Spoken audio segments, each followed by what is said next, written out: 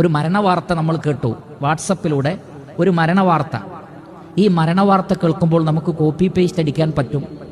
അവിടെ നമ്മൾ സേവ് ചെയ്ത് വെച്ച സ്റ്റിക്കേഴ്സ് ഉണ്ടാകും, അറബിയിലും മലയാളത്തിലുമൊക്കെ ഉള്ളത്. പലരും ഇത് അയക്കുകയാണ്. ഒരു മുസീബത്ത് കേട്ടാൽ നാം പറയുന്നത് വേറൊരാളെ അറിയിക്കണം എന്നത് പ്രത്യേകിച്ച് സുന്നത്തില്ല. ശരിക്കും ശ്രദ്ധിക്കുക. നമ്മൾ ചൊല്ലുന്ന ഒരു ദിക്റ്, നമ്മൾ ചൊല്ലുന്ന ഒരു ദുആ, അത് വേറൊരാളെ കേൾപ്പിച്ച് അയാൾക്ക് അയച്ചു കൊടുക്കണം എന്ന നിബന്ധനയേ ഇല്ല. മറിച്ച് അങ്ങനെ ഒരു വാർത്ത കേൾക്കുമ്പോൾ ഒരു ഇബാദത്ത് എന്നുള്ള നിലക്ക് നമ്മൾ ചൊല്ലേണ്ടതാണത്, നമ്മൾ പറയേണ്ടതാണത്. അയാൾക്ക് അയച്ചു കൊടുക്കാനുള്ളതല്ല, അത് വേറൊരു വ്യക്തിക്ക് അയച്ചു കൊടുക്കാനല്ല ഈ ദിക്റ് ദുആ.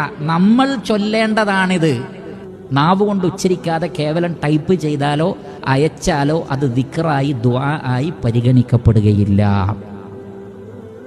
അതേപോലെ തന്നെ ഇത് ഒരു മരണവാർത്ത അതല്ലെങ്കിൽ ഒരു മുസീബത്തിന്റെ ഇൻഫർമേഷൻ കൊടുക്കുന്ന ആളുകളും ശ്രദ്ധിക്കേണ്ട കാര്യം എന്താണ്?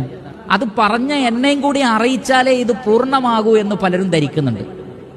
അങ്ങനെയല്ല. അതുകൊണ്ട് തന്നെ മറുപടിയായിട്ട് ഈ പറഞ്ഞ സ്റ്റിക്കറോ മറ്റോ കണ്ടില്ലെങ്കിൽ അസ്വസ്ഥമാവാണ്. എന്തായി മറുപടി അയച്ചില്ല, അതിൻ്റെ പേരിലൊക്കെ പിണങ്ങാണ്. അതിൻ്റെ ഒന്നും ആവശ്യമില്ല. നമ്മളൊരു ഇൻഫർമേഷൻ കൊടുക്കുന്ന ആ വ്യക്തിക്ക് അറിയാനും പിന്നെ ആ വ്യക്തി ദുആ ചെയ്യട്ടെ, അത്രയേ ഉള്ളൂ. അയാൾ തിരിച്ച് മറുപടി പറഞ്ഞാലും ഇല്ലെങ്കിൽ അതൊരു വിഷയമല്ല. നമ്മുടെ ലക്ഷ്യം അതല്ല, ആ വ്യക്തിയെ അറിയിക്കുക എന്നുള്ളതുമായിരിക്കണം. അപ്പം അതുകൊണ്ട് തന്നെ പ്രിയപ്പെട്ടവരെ, സ്റ്റിക്കർ അയക്കുന്നതിന് കുഴപ്പമില്ല, നമ്മൾ എഴുതി അയക്കുന്നതിന് കുഴപ്പമില്ല, അതിനൊന്നും കുഴപ്പമില്ല. പക്ഷെ ഒരു മരണവാർത്ത നമ്മൾ കേട്ടു വാട്സപ്പിലൂടെ, ഒരു മരണവാർത്ത. ഈ മരണവാർത്ത കേൾക്കുമ്പോൾ നമുക്ക് കോപ്പി പേസ്റ്റ് അടിക്കാൻ പറ്റും. അവിടെ നമ്മൾ സേവ് ചെയ്ത് വെച്ച സ്റ്റിക്കേഴ്സ് ഉണ്ടാകും, അറബിയിലും മലയാളത്തിലുമൊക്കെ ഉള്ളത്. പലരും ഇത് അയക്കുകയാണ്.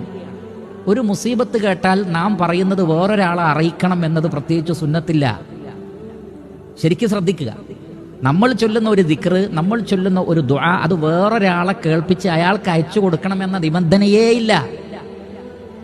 മറിച്ച് അങ്ങനെ ഒരു വാർത്ത കേൾക്കുമ്പോൾ ഒരു ഇബാദത്ത് എന്നുള്ള നിലക്ക് നമ്മൾ ചൊല്ലേണ്ടതാണത്, നമ്മൾ പറയേണ്ടതാണത്. അയാൾക്ക് അയച്ചു കൊടുക്കാനുള്ളതല്ല, അത് വേറൊരു വ്യക്തിക്ക് അയച്ചു